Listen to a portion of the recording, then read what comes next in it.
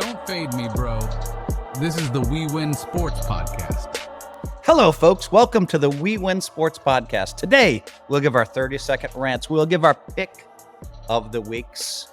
And then we will chat about the $100 buy-in World Championship of Survivor Pools at Splash Sports. David Woodley's basically a professional sports bettor. CEO Woodley.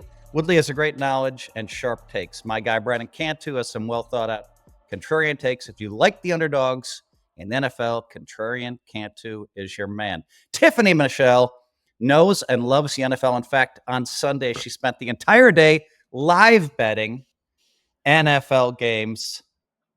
Tiffany, I think you'll love Speed Survivor, Woodley's new company, where maybe we have 10,000 people enter at the beginning of the game. 10 minutes later, it's 5,000. Huge prize pools, some randomness involved. Tiffany, welcome to the show. And I want you to... You know what? I got to interrupt before we get Tiffany too involved. Go ahead, kid. Guys, I'm sorry. It's been like burning on my chest. Here comes Kelce versus update, Cantu. Yeah, it's really been bothering me. You know, because I don't know if you guys have been watching. It seems like every pregame show, every postgame show, he's in the booth of every. I swear somehow he's got an ABC, Fox, Amazon Prime deal. Just go down NFL Network deal. Go down like somehow a Peacock deal. Is it like in the works? Well, now they're reporting that Jason Kelce is about to get his own ESPN late night show, kind of like a Jimmy Fallon show, like to close out every night on ESPN. And I personally don't know that I can take that anymore. I can't see him anymore. It's a little much at this point. Okay, hold on. Bothering me. I just have to say this. Jason Kelce, I thought he did a great job on Monday night, on the Monday Night Football broadcast yesterday. I'm kind of like a fan of that verse. I did read an article yesterday that 30% of the football fans are pissed off because there's a little bit too much exposure. Woodley hates the city of Philadelphia. Woodley hates the Kelces. Woodley hates Taylor Swift. She's okay. Hates a strong word? Hate's a strong word for T Swift. Taylor Swift is the best thing that ever happened to Jason Kelce, ironically, right? You thought it was the best thing that ever happened to Travis. No, Jason Kelce is the one going to the bank on the Taylor Swift relationship. Yes. Yeah, great point.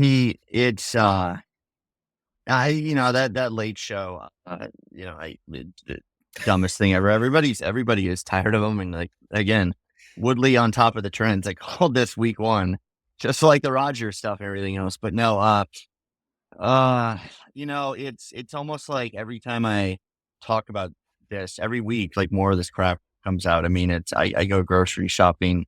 I say yes, the photo, and it was like it's not only one cereal, it's 3 combined cereals. Let me see what the cereals were.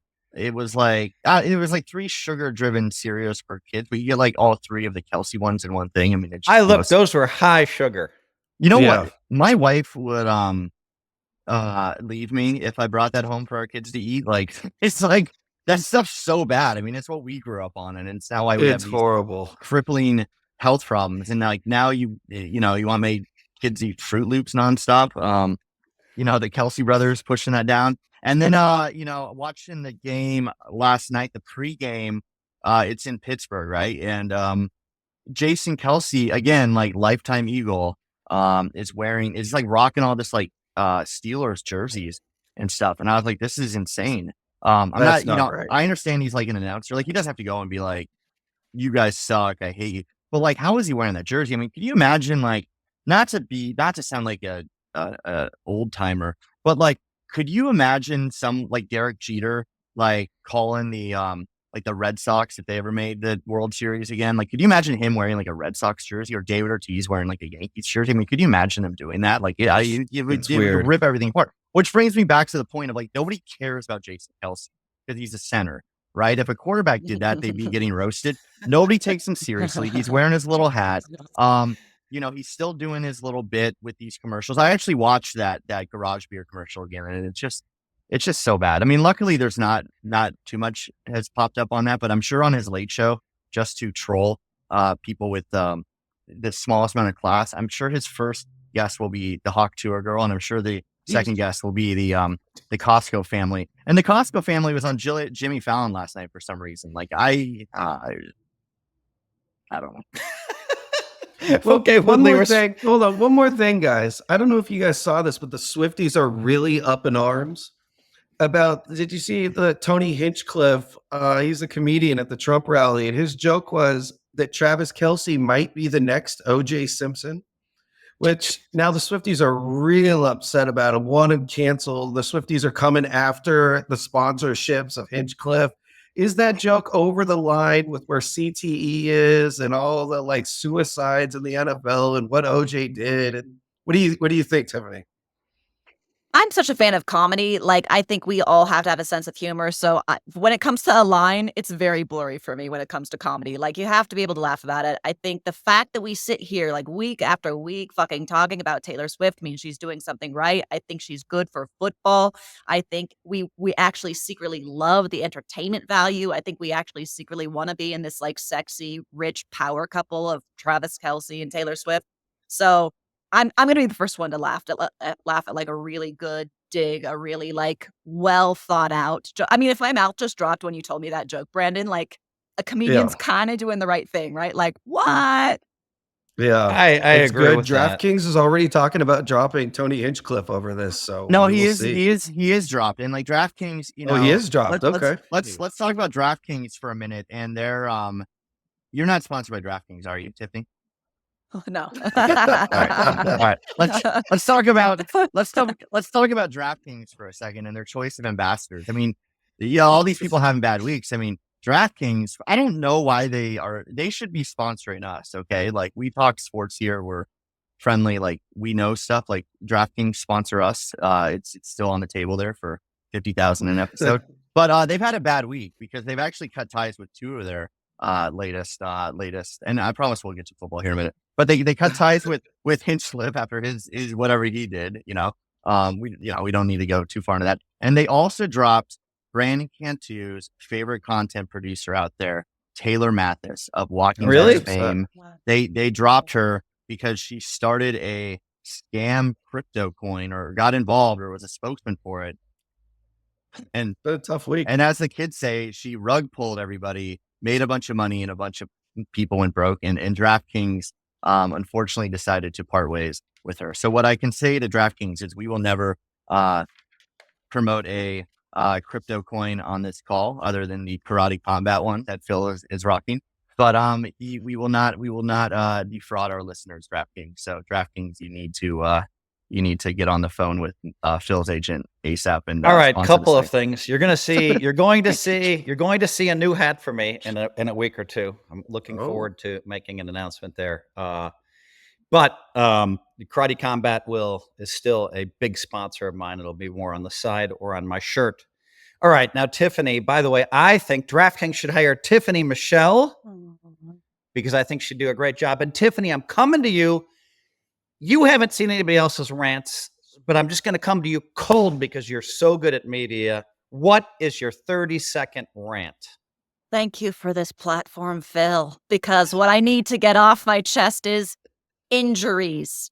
You've got one job as a professional athlete who trains nonstop to be at peak performance. You are the Adonises of America, paid millions of dollars to run up and down a field, catch and throw a ball. All I ask of you is that you don't get injured. And fuck my fantasy football season. That's all I ask of you. And if you're going to get injured, don't all go do it at the same time. We won't even talk about McCaffrey, who hasn't set foot on the field at all this season with a bilateral Achilles tendonitis, if that's a real thing. Isaiah Pacheco, leg injured week 2. Rashee Rice, season ended week 4. Tua Tagovailoa, I can never say his last name right, out for 4 weeks. Chris Godwin, season-ending ACL tear. DJ Metcalf maybe coming back this week. Stephon Diggs right now undergoing an MRI. Deebo Samuel, not even hurt on the field, just out in the hospitalized with pneumonia. How hard is it not to get pneumonia when it's the most important time of the year to do your job as a football player? Do you know how many of these players I have drafted and relied on to get my 3rd fantasy football league win? I am living and dying by the waiver wire right now because of these wimps. And they're not even good injuries. Jordan Love gets a subway bump this weekend, right? He's out with a groin injury after already missing 2 games. These NFL players are giving the EPL a run for their money when it comes to falling over. And all I ask is don't take 80% of my starting lineup with injuries. Spread it out. Just take one guy every 4 weeks away from me. Don't take my entire team for the entire season. Tiffany, that was one of the best rants we've ever had on the Yeah. show. Fantastic. Great stuff. Great stuff. All right. I can't wait for your pick. But right now, Cantu, prepare yourself because we're going to you for your 30-second rant. Cantu needs a lot of warm-up time. 'cause of ADD. My 30-second rant is a little bit of a copy of Woodley's. I'm kind of circling back from his 2 weeks ago. I can't take the penalties anymore. He pointed it out to me. I didn't realize what was going on. He pointed it out to me, these illegal formation penalties that are just killing it. Then I'm watching his Vikings game. I'm sure everybody saw the face mask that the whole world saw to end the game. Like, how is that not a reviewable penalty? All the penalties, it is such a clear-cut penalty if it's a face mask. Your head jerks and we can all see it. Come on, make that reviewable. Go down all the penalties, figure out which ones are easy to spot. That should already be done. Then I have to watch my Seahawks play on Sunday. League high 24 penalties. I've never seen more illegal formations, the dumbest penalties like I've ever seen in my life. Good God, get it fixed. Do something about an illegal formation. I don't ever want to see another illegal formation penalty again in my life.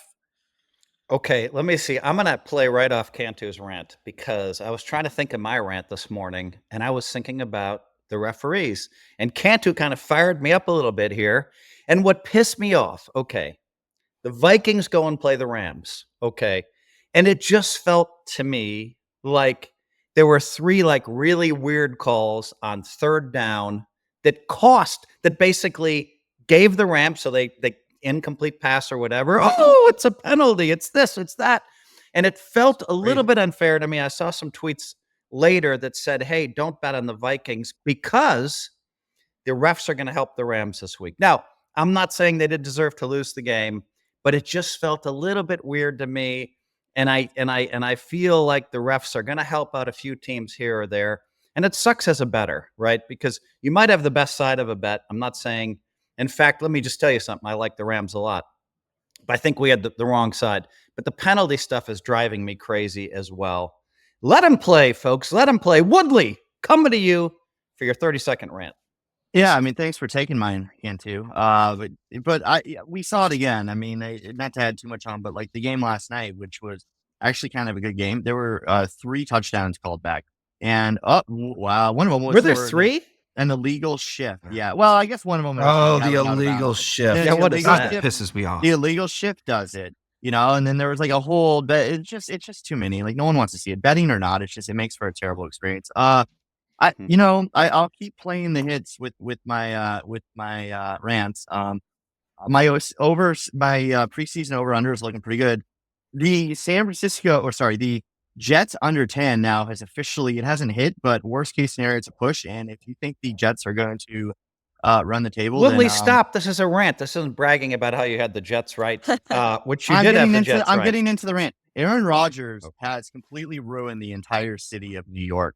Like that they are 2-6. Okay. They are 2-6. He got that coach fired. Are they 2-6? Yes. He got that coach fired 3 weeks ago. Right. And like, you think you would get some bounce back. All they've done since then is go 0-3 and they just lost to the hapless New England Patriots. I was kind of joking, or I was actually kind of serious and saying like, hey, like if you're the Jets, you're going to have to trade Rodgers right now to tank. They don't need to trade Rodgers to tank. Nobody wants to tank him. Like the only person they should trade him to is the Vikings, and the Vikings should give him a 7th rounder, and they should bench his ass the rest of his career because Aaron Rodgers has completely destroyed his legacy. I know Phil still remembers that one Super Bowl he won because Mendenhall fumbled.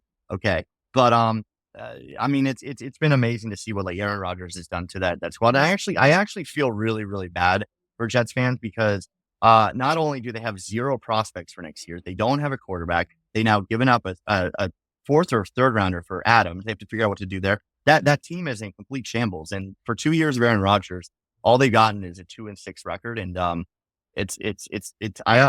don't like Aaron Rodgers. I'm very happy, but I'm starting to feel kind of sad. It's at that point where it's just sad at some point. Like, just take him behind the barn at this point and just put him out of the misery and let us move on with our lives. Okay, I don't think Woodley, you're allowed to say that. I'm pretty sure that's on par with the O.J. Simpson joke, and you better watch out because you might be fired and coming dropped after from the DraftKings. WeWin podcast next week. DraftKings.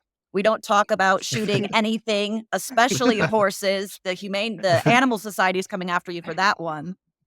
Yeah. Tiffany, speaking of which, have you seen the guys when they do the first down and they do the gun and they call a penalty on that too? What? It's No. unbelievable. Yeah.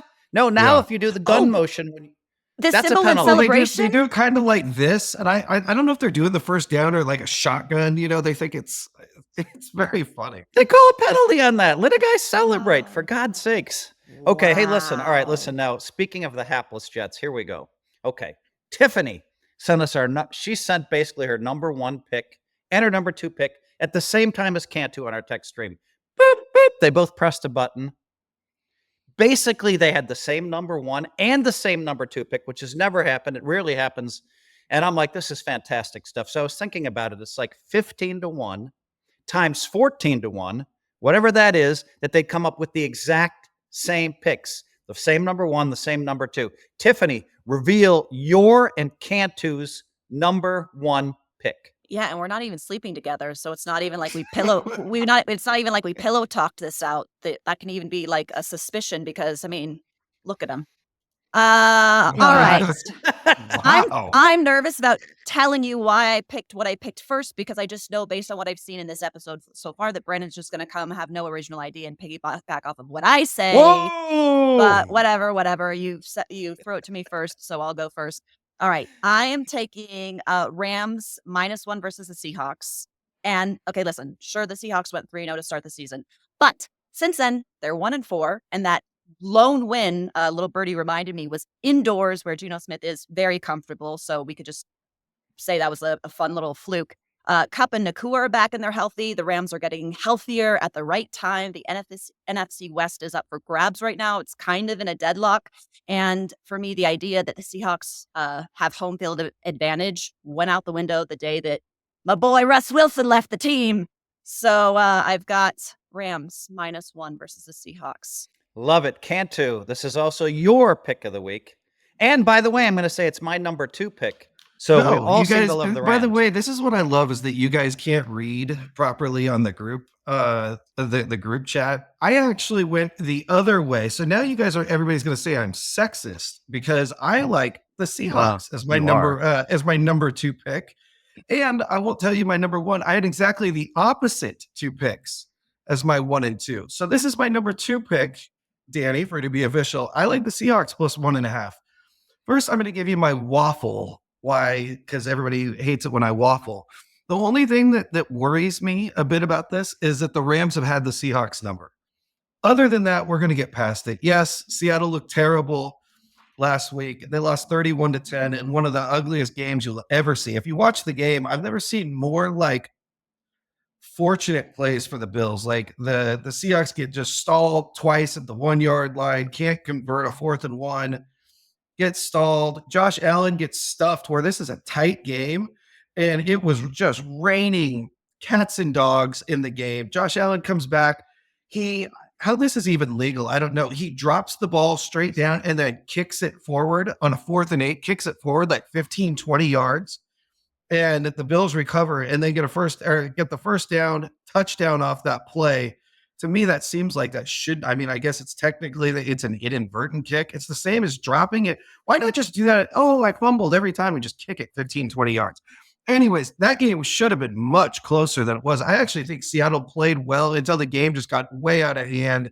They started airing it out, yada, yada, yada. Seattle's going to be ready. We're getting into bad weather season. We're going to see some bad weather. Seattle's going to come on top of these. I'll take them +1.5. Okay. First of all, Cantu, they lost 31-10. So let's not hear some that one play cost That's a us. Mike. Oh, That's a Mike. one That's a play? Mike. 31-10, bro. That's a Mike 4th take. and 1, two sets of downs at the one they just can't get in. And So your argument is Seattle should have won that game. They lost. No, that 31-10. isn't. It should have been. I said it should have been a much closer game. This Oh, is okay. like Mike. This is like Mike talking about that Detroit Lions game where they won like 52-14. He's like, well, yeah, I mean, if you take away the 3 turnovers and the 2 punt No. returns, he's like, There was. he's like, the Let me Titans go dominated back. them. Let me go back. It was just a sloppy game. It's like 2nd and goal at the 1, and the center snaps it over in this rainy day. Not saying that this happens, with bad teams. He snaps it 10 yards over his head. They lose 30 yards on the play. There's another one where it's 4th and goal at the 1 on the next set of downs. They come back. The center steps on his Can't toe just or stop, steps on his stop, foot. stop. And, No one it wants to was hear just too how much. unlucky this. No one wants to hear how unlucky the Seahawks. You lost 31-10. Take the loss. All I want to Now, know. All I want to know is if it was raining cats and dogs at Lumen Field, were the attendees eating them? Yes. Knew it. Knew it. Well, Cantu is he's a super homer when it comes to Seattle, Tiff. And so when you said your quarterback, Russell Wilson, that's his quarterback. Oh, that's my favorite player. Was. Our quarterback. Still He is looked pretty our good. By the way, last night was an incredible performance from him. We'll get to that in a minute. I just want to say that I love the Rams in this game. I bet it last night at even. On my site, I got it at even. And it's already moved to Rams -2 as we're recording this. This is like 12 hours later. So somebody out there is really betting a lot of money on the Rams. I think the Rams had a super tough schedule. And I mean, like a really tough schedule. And I think they really showed up against Detroit in the first game. And I think now they're completely healthy. I think there was disarray. They were talking about trading Stafford. They were talking about trading Cooper Kupp. And all of a sudden they pull it together. And I think the Rams feel like they have a new life. Seattle's shown me nothing. I love the Rams. That's going to be my second pick. Woodley, what do you make of this pick? I think there's too much recency bias on the Rams. I think the Vikings lost that game as much as the Rams won, and they look better. I mean that Rams team is like borderline playoff team and all that. Seattle has been the biggest enigma in the NFL this year. Like they've looked really, really good at times. They've looked really, really bad at times. Yeah. This is a big game. I mean, it's these. I think they're all. It's either a 4-way tie for first place, or maybe the Rams have one less win. But I mean, these games are this is for the division and it's for the playoffs, because that division may only get one team in, just with how it's all going. So Century or Lumen Field, I'll call it Century Link till the end of time. It'll be rocking there. I think the Seahawks show up and play. The Seahawks are at home. They have some things to prove. I think DK is going to be back. I think that's what I read. If I'm wrong, then whatever. But I think that's the biggest reason why the Seahawks got smoked last week. Is like DK makes that offense run. They're throwing the ball more than any other team on 1st and 10. And like when you don't have DK, fumbles aside and frustrations aside, DK is such an important part of that. So I like Seattle at home and kind of like this. It's not must win, but they win that, and all of a sudden they're in control of the division again. And that's pretty crazy to say. Prior to this year, like how many people, like San Francisco seemed like the lock of all locks this year. It's probably like KC was probably the number 1 lock to win the division, and San Fran was probably the number 2. But now all of a sudden we have a dogfight there. So give me Seattle in the 1.5 or 2. Rams are 3-4 in the West, and I feel like that's why more than a must win for Seattle, right? To take it, I feel like Rams need it more than Seattle does. And the other 3 teams are 4-4, with the Arizona Cardinals being in first place. Whoever wins this is going to be a massive favorite to make the playoffs, and whoever loses is going to be a massive underdog. I think it's the biggest game of the week on the NFL slate. Crazy. I'll be watching that game. And so we're going to say that Ryan also likes the Seahawks versus the Rams. That's his number 2 pick. Had to throw it in there. Okay, now I'm going to come with my number 1 pick. And last week, I was to the last minute. Well, I lost both my picks. I lost the 1 and the 2. So this week, I'm not going to use too much drama as I'm trying to decide which one I want. I'm going to, because my number 2 pick happens to be the Rams, but I'm going to stick with Houston. Houston at the Jets. The Jets are falling apart. Woodley said something about somebody being behind the barn. The Jets are really in disarray to me, and I think at some point they're going to give up. I really like Houston. I just think, it's unbelievable how good CJ Stroud is. He's clutch. He throws these great passes. He throws every pass well. And it's just been really fun to watch Houston as they shred other teams. It's also been, I like their defensive line. They put a lot of pressure on. So I'm going with Houston. Now, if you want to talk about the line, right now it's +2 at the Jets. But I also saw +1. So, and this is Tuesday. So give us a break on our lines here because everything shifts. We've had 2 lines shift 2 or 3 points already in the last 12 hours. That's my number 1 pick. Houston at the Jets. Woodley, what do you think? Yeah, I think that was my number 2 pick as well. I mean, I'm gonna fade the Jets until they give me a reason not to, and I don't think they're gonna give me a reason. I mean, they're dead. I mean, that season is over. I mean, I guess like a miracle could happen and they run the table, but I've kind of alluded to it the past couple weeks. Woodley, that's your number 1 pick and my number 1 pick. I missed that. Okay, yeah. So Woodley and I, the number 1 pick, Houston, baby, go. I mean, the Jets just lost to fucking New England, right? And not even like Drake May, New England, like Jacoby Brissett. They let Brissett go down. So like the one thing the Jets did have going for them early in the season was they had a good defense, and Robert Saleh had that defense playing well. They fired him, and the defense has been absolute garbage since then. Now, some of it is, there are injuries and stuff like that, but like that team looks dead. That team they're looking forward to next year. This is the definition of nothing to play for. On the flip side, all Houston keeps doing is winning close, tough games. Stroud is kind of hanging around the MVP race. Now losing Diggs hurts and losing Collins hurts. Like they're gonna have to rely on like Tank Dell and stuff, but they still have Mixon, and Mixon's had a good year, and they got some other receivers in there. So the Jets are just in complete disarray. And based on that alone, give me the better team, even with them traveling east, even with it being a Thursday night game and a quick turnaround. I'll fade the Jets until, like I said, until they turn it around or they're like a 10-point underdog at some point. Then maybe we'll take them. Okay, Danny. First of all, put up all of our number 1 picks. Ryan's number 1 pick is the Bills -6 versus the Dolphins. The Bills are at home. So, Danny, put up our 5 number 1 picks right now. Thank you. And let's see, we might have a consensus pick here. Cantu, what do you make of Houston at the Jets? I'll be the one to break it up. I like the Jets. I think the Texans are starting to get some offensive injuries. I'm not liking them. I'm not liking it. I think and I also think the Jets are actually. It doesn't get any lower. I know everybody's beaten down on them. It is a good team, a very good receiving core. I still believe in Aaron Rodgers. I believe this is kind of a coming together moment, losing to the Patriots. I liked the Patriots last week.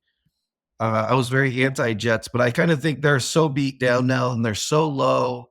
I think they're going to pick it back up. And the NFL is such a week-to-week league, and we see it all the time. I just think this is the time where the Jets kind of come back together.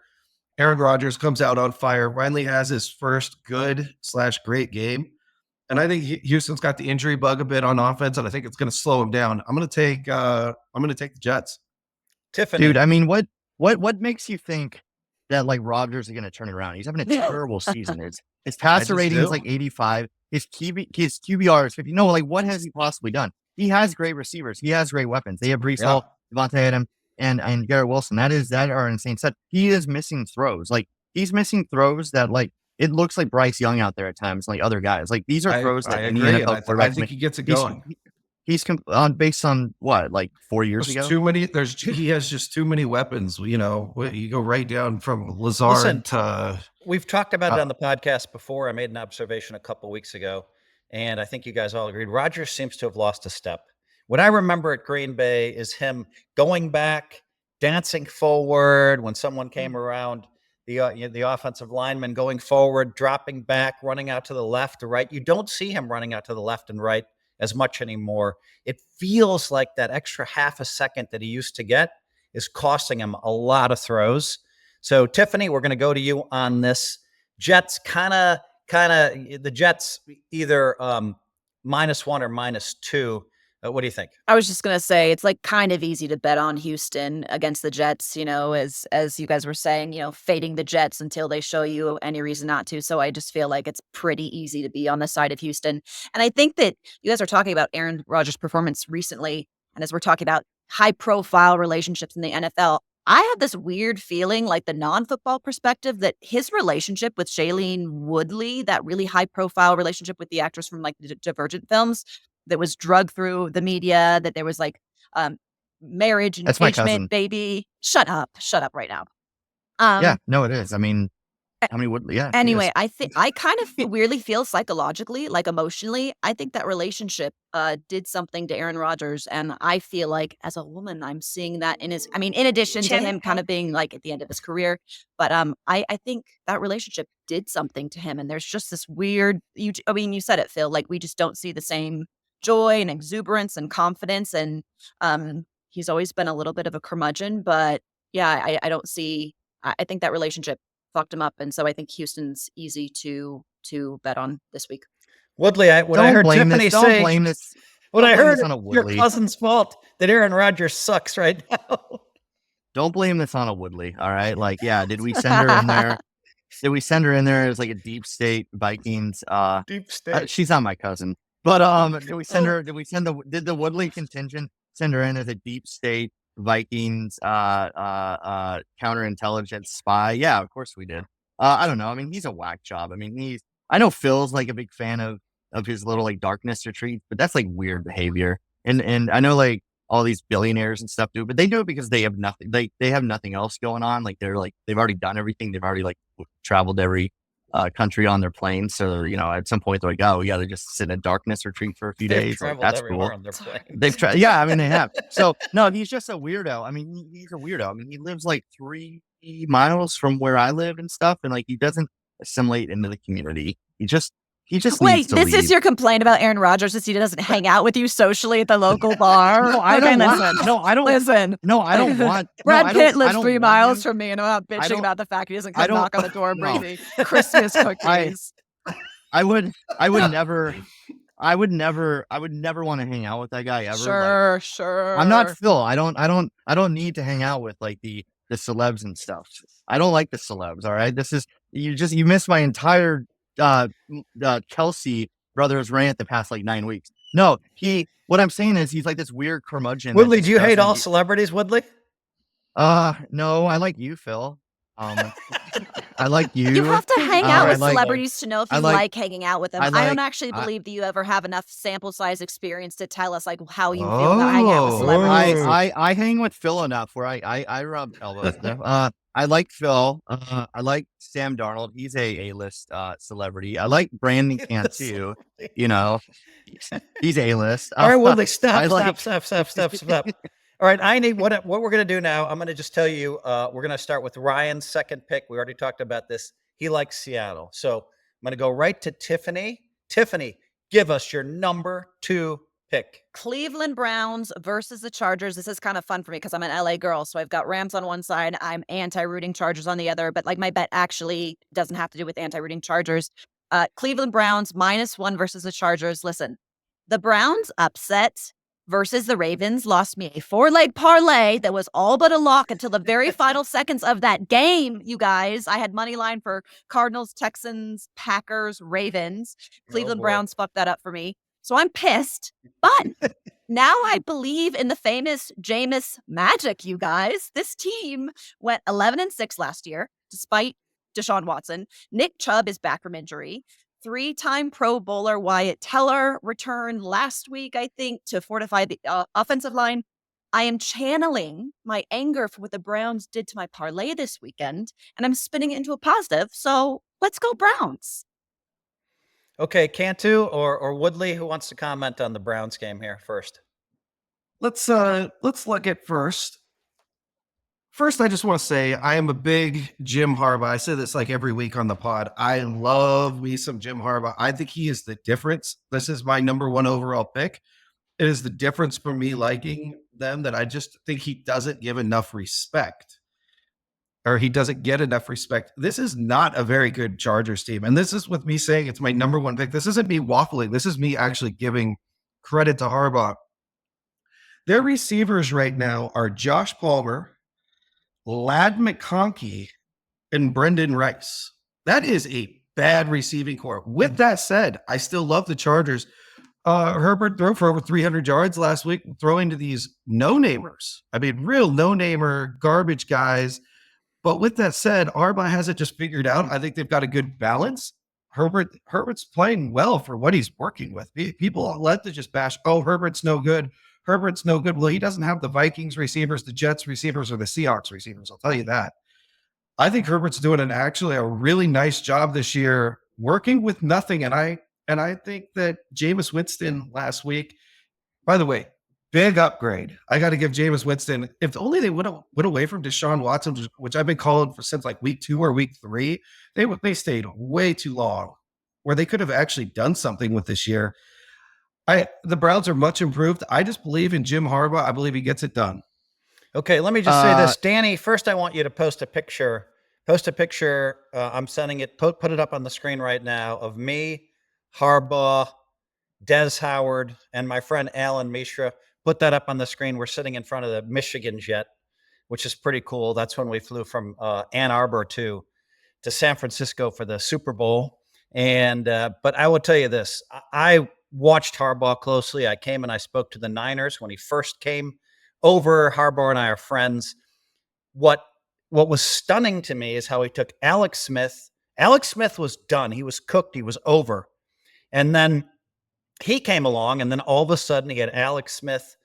He changed all of the offense, and all of a sudden Alex Smith had a 15, 20-year career. Harbaugh saved him. And now we know that Justin Herbert has a ton of talent. So, I think the Chargers, I don't know. I think they've won. Did they win 3 in a row now? So I like the Chargers just a little bit, but I'm more on the fence with this. Woodley, give us your take. I gotta hand it to Cantu with his the only person in America who thinks Harbaugh is a good coach. Apparently, everybody loves Harbaugh. Everybody loves Harbaugh. Everybody loves him. This take where you're like, I'm going to give him credit because no one gives him credit, dude. The guy was the hottest coaching free agent in the past 20 years. He's a great coach. He's an amazing coach. The fact that the Niners ran him out is insane, and they've never recovered from it. And I know Phil and Jed and all that, but I think that was a GM thing. They really bungled that Harbaugh thing, and if they would have kept Harbaugh, they would have won a Super Bowl or 2. There was many years he almost got fired at Michigan. Let's take away that national championship. Yeah. There was 6 years in a row he was on the hot seat. Bro, he was in the playoffs 3 years in a row, right? He wasn't with Michigan, Phil. They're going to be top 10 every year. Dude, listen, I own a bar in Ann Arbor, Michigan. I know the Michigan fans really well. Michigan, that team hadn't won anything since 95. He was never on the hot seat. They loved him there. Everyone loved him there. He's just kind of a quirky guy. So I think there's weird relationships between him and his boss or whatever. It's who he is. But he's nobody's ever said a bad word about him. He's a unique character, a lot of people are. Us are, frankly. You don't listen to the media, man. He got ripped for years. I can't believe you guys don't remember this. You and Mike listen to the same 3 people, I think, on Twitter, and that's where you get your Harbaugh. Not good for you. I'm the biggest Harbaugh defender. Anyways, yeah, I love Harbaugh. I like the Chargers here. They're 4-3. They're fighting for a playoff berth. The Browns look better, okay, but and Jameis, he's so fun to watch. But Jameis is Jameis, right? They were in field goal range. They were in field goal range to kick a game-winning field goal. All they had to do was not turn it over. He threw the worst pass I've seen all year, right in Kyle Hamilton's lap, and Hamilton dropped it, right? If Hamilton catches that ball, which he catches 95 times out of 100, then the narrative is oh, Jameis threw a bunch of yards, but he threw a back-breaking pick, right? So Jameis is Jameis. He'll throw these picks, right? Every good game he has, he'll come out and he'll have a bit of a dud. That Chargers defense is looking really good. That offense is solid. The Browns won, but they're 2-6. I mean, their season is over, right? And they're coming off this huge emotional high, beating their rival, beating the team that stole them from them. Biggest upset of the year, potentially. That's why they've got the magic. They've got the run good there. They got the taste of victory. Yeah, but I listen. I'm not saying it's a good bet. I'm not saying it's a good bet, but it's kind of like my naughty bet, Tiffany, let me just tell you this, Tiffany. All 3 of us seem to be against your pick. This podcast has not exactly been hot, so you'll probably win this one. You probably will. I think the Chargers are looking really good, and they're not making mistakes. And listen, I'll tell you what, if Jameis goes out there and throws for 250 yards and doesn't throw a back-breaking interception, then I think the Browns have a really, really, really great shot to do it. I don't trust Jameis. This has been the Jameis story. The Jameis show has been here for the past 3-4 years, where he's going to come in and save a franchise, and he can't help it. He is who he is at this point, where he will throw some really, really idiotic passes, and a Harbaugh coach team will take advantage of those mistakes. Okay, here we go, guys. Let's rein it back in. So basically, Cantu's second pick, we already discussed. He happens to be on the Chargers for his number 2 pick. No, that was my number 1 pick. That was my number 1. Oh, Chargers. okay. Cantu, let's go for your second pick then. I already did it. I was opposite of Tiffany. My number 2 pick was the Seahawks. Right. The whole show's going to say Texas, Phil. They're going to say I'm sexist. Okay. All right. We have such bad things to say about you, Brandon, than being sexist. Okay. So we did Ryan's number 2 pick already. So now, Woodley, did we do your? I don't think we did your number 2 pick yet. Go. No. Taking the Vikings now. It's down to -5 because they put in Flacco over Richardson, which is something. A big bounce back spot for the Vikings here. I mean, it's Woodley, what is happening? I saw that it opened Vikings -6, and now they took it off the board from what I saw. Did the line change a bunch? No, they put it back on. It's back on right now. I mean, I'm looking at DraftKings. At what? Sponsors. It's 5. I think 5. it opened at 6 or 7, and then it's down to 5. I don't know if that's due to the benching Richardson and putting in Flacco, but that's probably why they took it down. That's probably why they took it down for a minute. But I mean, it's Flacco. The Vikings have lost 2 in a row. They're not in first place anymore. Like, they have to win to keep pace with that division. It's not a must win, but I mean, this would be a bad loss for them. I mean, they have kind of a mini bye. They have 10 days off in between games. They're going back home. They're getting Hawkinson back, right? What's his name should be fully healthy. Jones. Everyone's getting on the mend. I love the Vikings here in a bounce back spot. And those games they lost versus Detroit and the Rams, like, they lost those games. I mean, they lost them fair and square. But it's not like they look terrible. So I think there's a bit of overreaction there. And then on the flip side, the Colts are best. I mean, that's just like, it's not that team to me screams. If there were 16 games anymore, that team screams to me like an 8-8 team. Like, Jeff Fisher should be like coaching that squad with like how basic and 500 they are. And give me the Vikings 5. I think the Vikings come out strong and reassert themselves. And that's a Sunday night game too. So again, I go back to these like loud atmospheres.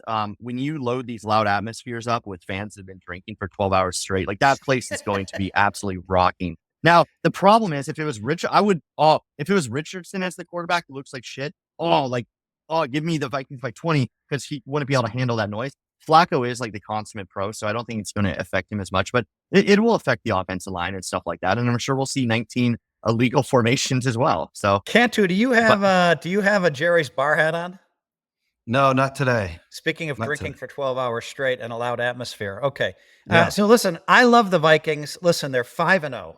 That's how they started, 5-0. I think then they had a week off. They had the bye week. I think they got used to being like, kind of the belle of the ball. Everybody's talking about how good they are. They lost a very close game to Detroit. I mean, that was a last-second game. If they win that, they're 6-0.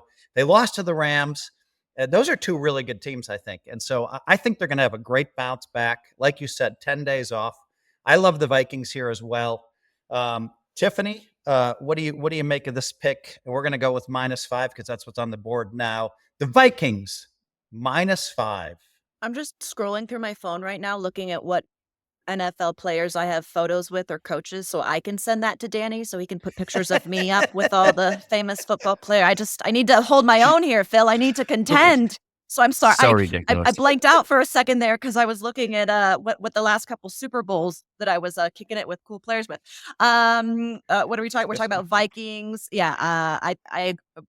I'm just gonna in this episode, I'm just gonna sit here and agree with all the people who have done so much more research and are so much more talented in talking about this game. But yes, I agree that Colts have been looking like a hot mess, and I think Vikings are.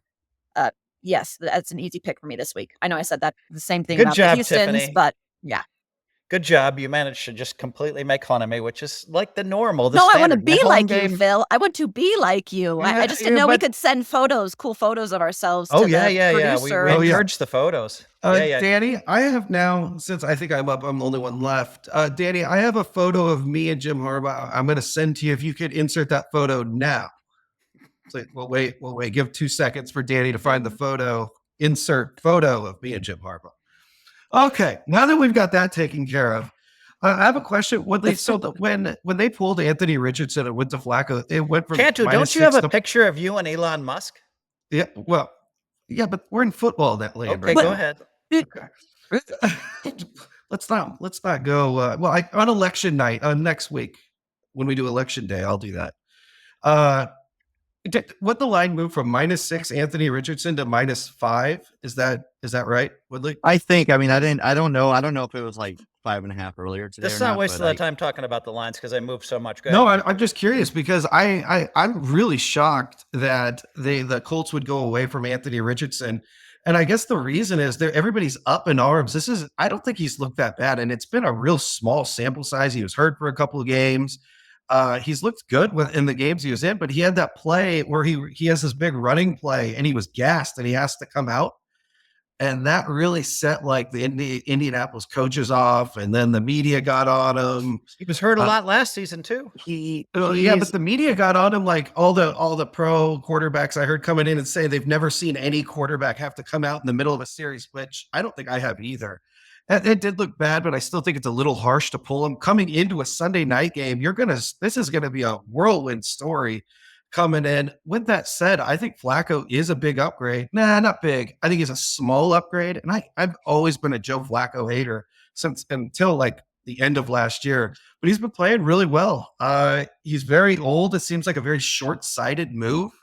I think he's in his 40s, I think. Very short-sighted move. They said it's not permanent though. They said it's just like taking a small break from it. I think a lot of it's just based on like he can't pick up the blitz well. It's like it gives him a break. It's not the defense he wants to go against. You said he's been doing well, but like he's been doing okay. How about he hasn't been doing bad. He has like the lead. Like there's an advanced stat there where it's like completions above expected, and he's like the worst of the worst of the worst. So he's missing like easy passes. Like yeah, he can make it work with his legs and stuff, but like he's not good at throwing the ball. I mean, it's kind of like, is he Justin Fields like 2.0? And it's kind of unfair to label people like that like label mobile quarterbacks like, and someone else that was kind of a bust, but he's really missing a lot of like easy throws and things like that. So they said they're just going to take a break for a week or two and give him like a chance to recover. But yeah, I mean, I don't know. His head's a bit of a mess right now, and I feel bad for him. And I think he can be good. I think his arm is relatively good. It's just Flacco. I get why they're going with Flacco. Yeah, no, Flacco is better right now, but slightly better. I don't think it's like a major upgrade.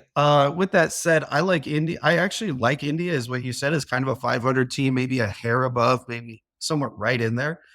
I think they've got a lot of weapons on offense, and Flacco's been playing good. They had the 10 days off. They're going to be a little extra rested. I'll take Indy. Okay, Cantu's on Indy. The rest of us on the other side. Okay. I'm going to go to my number 2 pick here. We don't have to talk about it very long because we've already discussed this pretty thoroughly. Danny, post our number 2 picks. All of our number 2 picks. My number 2 pick is the Rams at Seattle. Now, we've already discussed this, so we don't have to go into this. Instead, now it's time to move on to the Splash Sports segment. So, folks, we bought Tiffany, it's interesting. We bought 250 picks. Survivor pool picks at Splash Sports. It's a $1 million guaranteed, $100 buy-in. That's $25,000 on picks. Cantu blew $10,000 worth. That's 100 picks just for no reason, Tiffany. Like, let's put 92 on this pick at the last minute without checking with my partners. All right, but Woodley, meanwhile, has been a genius. Okay, 150 picks he's been controlling. Okay, there's 200 players left. Woodley, is it true that you have that we have 8 of the last 200 picks in the Splash Sports $1 million $100 buy-in contest? It is true, and we had a good week last week. I mean, we went 8 for 8. What's interesting is we avoided the pitfalls. Like, I mean, a lot of the favorites made it through, but like Baltimore didn't make it through. Like, people were on them. You faded Baltimore. Faded Baltimore, and there's a couple other. Faded Miami after I had to hear from Mike all week about how playing Detroit was going to lose. Miami was the sure bet of the millennium. But no, we made it through. We used 3 Detroit, 2 Denver, 1 Pittsburgh, 1 Chiefs, and 1 Chargers. So yeah, we still got 8, and it lost a few people there. So yeah, I mean, we're sitting with like 4% of the entry. 4% technically is worth 40,000, but I also know that like number one, you can double that because you got rid of some bad teams. So that's probably 80,000. I'm going to throw an extra 10,000 because you've won survivor pools before and I like our chances. So I'm going to say our picks are worth $90,000, which is kind of cool. And fun. Now I re-entered, I lost $50,000, Tiffany. I put up my own 50, but it's against all my, I like to say my billionaire friends. And so I lost the first 50. Then I re-entered with 10 people total. And so we lost 2 or 3. So we're down to 7. I know that my guy wants to go with the Chiefs. I think the Chiefs could lose this week because Tampa's one of the teams that could beat them. But I think it's a Monday night game, and we're probably going to go with the Kansas City Chiefs. I'm interested. Woodley, what do you think of that? With 8 people left or 7 people left, you think we use the Chiefs or we go somewhere else? I don't know, man. There's a lot of better. I mean, they're not even on. I don't like it. They have a lot of value later on. Yeah. I mean, but remember, there's only 7 people left. I know, but you have a lot of good options. I mean, you have a lot of good options. I think the Chiefs are maybe. We can't use Baltimore for example. Okay. You have the Eagles at home versus the Jags. The Eagles all of a sudden look pretty good. You have the Saints on the road against the Panthers. That's a road game, but I think the Saints beat them by 50 earlier this year. Right. If Derek Carr's back and that team's healthy, that one's pretty good. You're not going to miss them later on. And then you have the Ravens, but you can use them. And then there's the Bengals. The Bengals are massive favorites over at home against the Raiders as well. The Raiders are one of these teams you can fade. And then you have the Vikings. You have the Vikings too, which they're 5. Okay, I could see the Bengals. I could see dangerous. The Bengals and the Vikings personally, but I don't know if I'm going to object to him using Kansas City. He already texted me this morning. It's Tuesday. No, so it's fine. It's fine. Yeah. I mean, it's just. I guess there's only 8 I'll left, say this.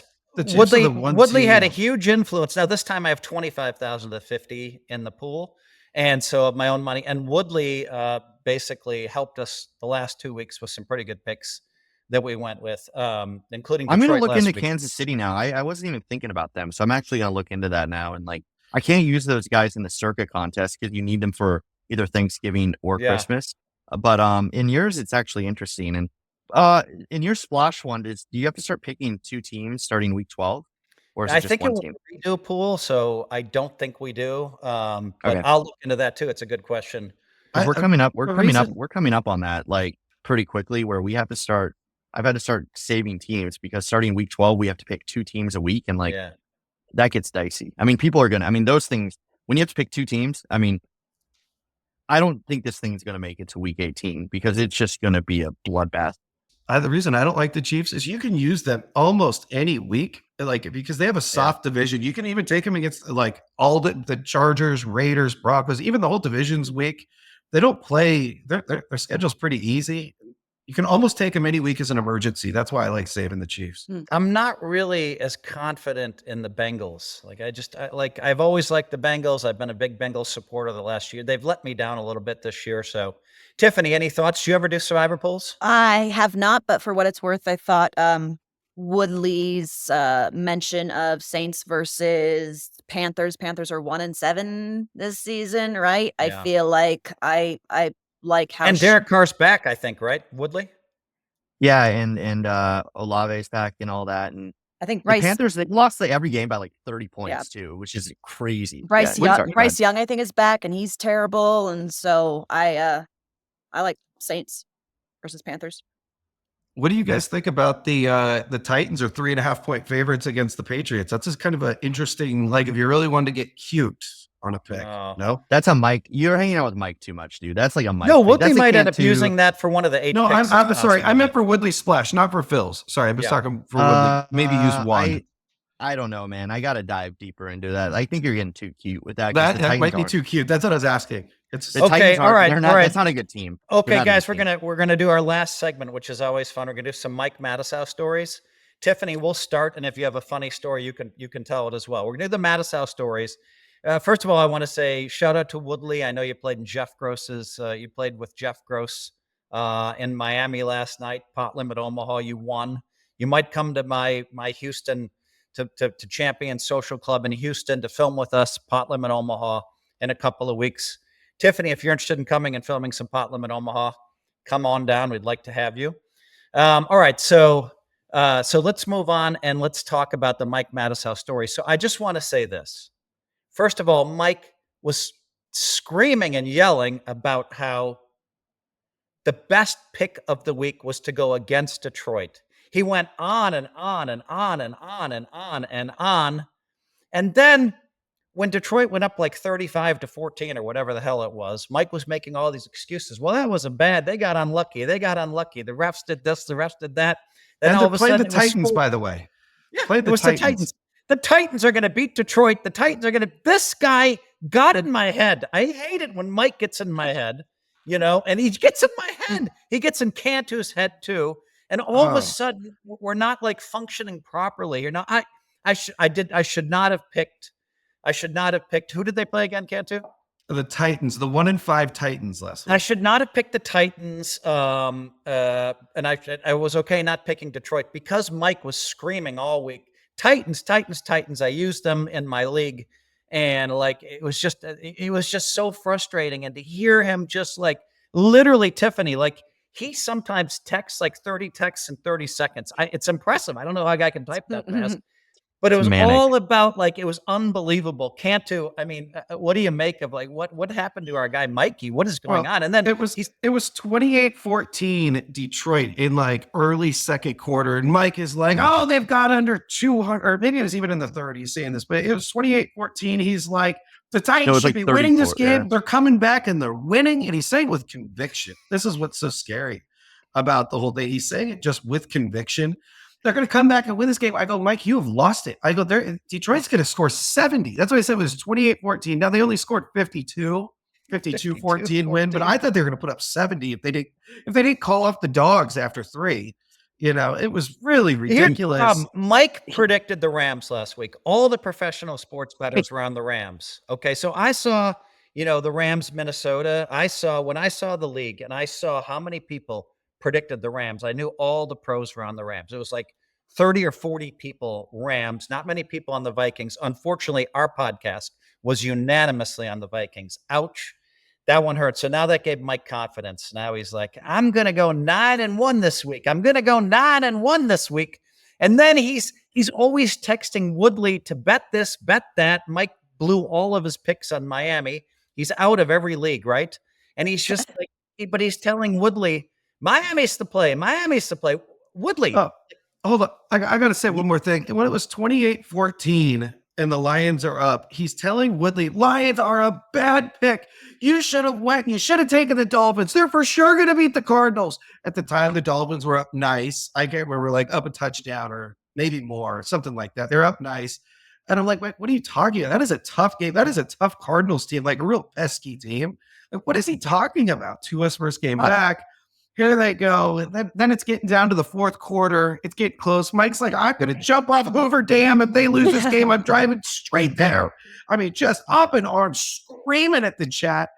But he is typing like the 50. He said that like 10 times about jumping. He said it 10 times. And also he comes in and he's typing so many messages a second.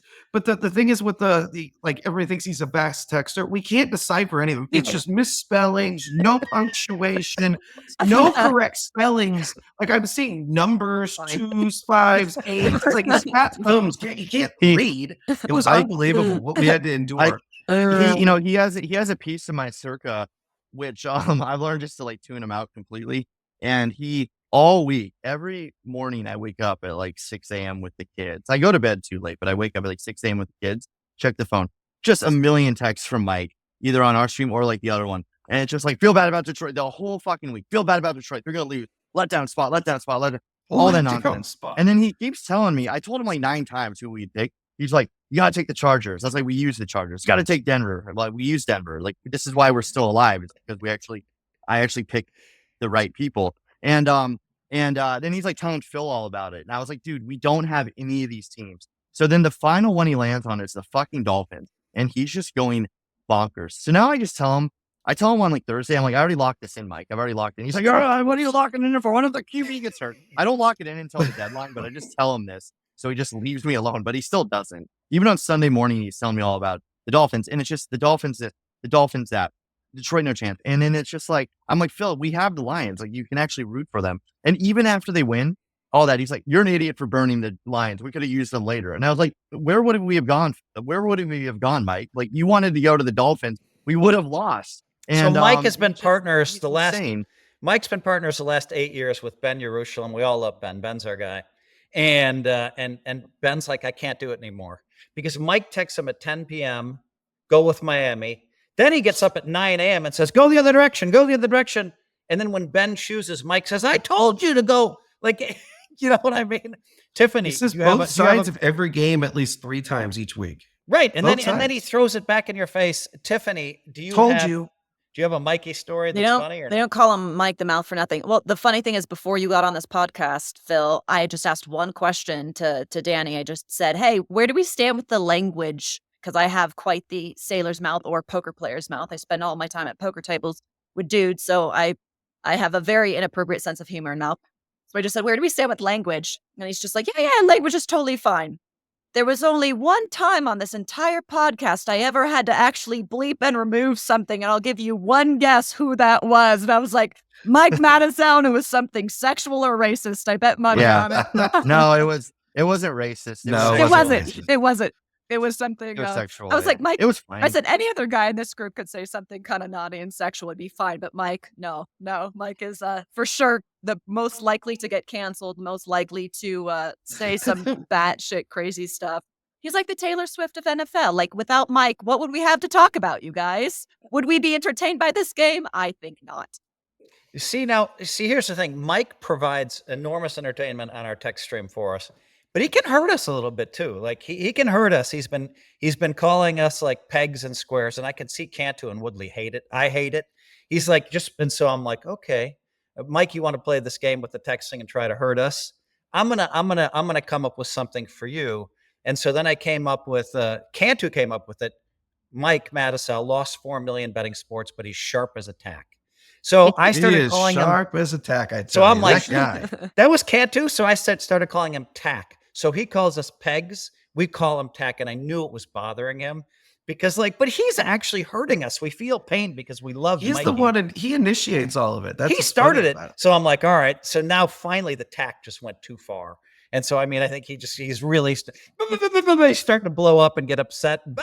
Fuck you. And so, then I kind of have to let off a little bit. But he comes at us trying to cause us pain, calling us pegs because we pick square pegs because we pick a lot of the favorites. Okay, Mr. I think Peg. that's a good time to end it. Woodley, anything else you want to say about Mikey, or are we done? I mean, I can't wait to see. I just can't wait to see what his thought on Survivor this week. It'll be. I know. It'll be the Titans. I'm sure It's going to be the Titans. That's his favorite team in the NFL. Every week, the Titans somehow just come blasting into our. Remember when he was out Titans. telling us how good Carolina was the first 4 or 5 weeks, and then they beat Denver big. Oh, I got to say one more thing, guys. I went and because we know secretly that Mike has been taking all of he listens to Fezzik's podcast. Steve He takes all of Fezzik's podcast thoughts and interjects them into our group chat, our NFL group chat. So I decided I'm going to listen to Fezzik's podcast this week. And do you know what they said on Fezzik's podcast? This is so funny.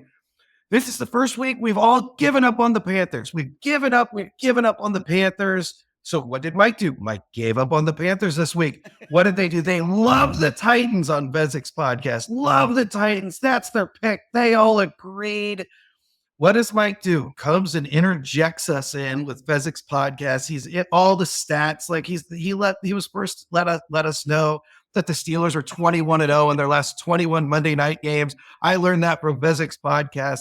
I had to data scrape at one time to know how much is being put into our podcast and our thoughts. So somehow this is like an offset of Fezzik's podcast when he's on here. So anything else? Woodley got the final word on Mikey. I thought that was pretty good from Cantu there.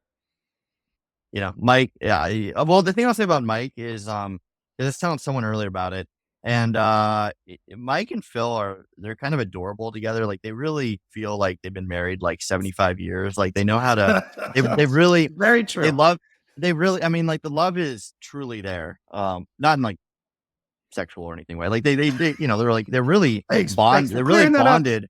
They're really bonded. Well, I don't know. I mean, teach their own. But definitely have a lot of love for Mikey. They know how to like push each other's buttons. Well, that's what he can actually hurt me. I don't like that. It's really kind of interesting to see because like we could say the same thing to Phil or Mike and like they brush it off, but dude, they like you can see it coming where it's just like a jab here and a jab there, and it's like it's like someone that they've spent last probably 40 years talking to each other every day for. I mean, like honestly, Phil, like you probably talked to Mike more in your life than anyone probably but your wife, right? The last 3 months, like for some reason in June, we didn't talk as much. It was interesting because he stopped taking my phone calls. It's so interesting because he and I talked during the World Series of Poker about strategy, right? And it helps both of us because we both have some very advanced knowledge. And then he stopped talking to me. He had his worst World Series ever in the last 5-6 years. Never talked to me the whole time, which I thought was unusual. So, yeah, I mean, Mike and I talk a lot, but yeah. All right. Okay. I think it's time. We have nothing but love for Mike the Mouth. We're going to give him shit and make fun of him, but it's because we love him. I love okay, this guys. segment. Woodley, good luck in Miami. Cantu from wherever the hell you are, Washington/Portland border. Tiffany Vancouver, from Washington. Lake Tahoe. Goodbye, everybody. Bye, guys.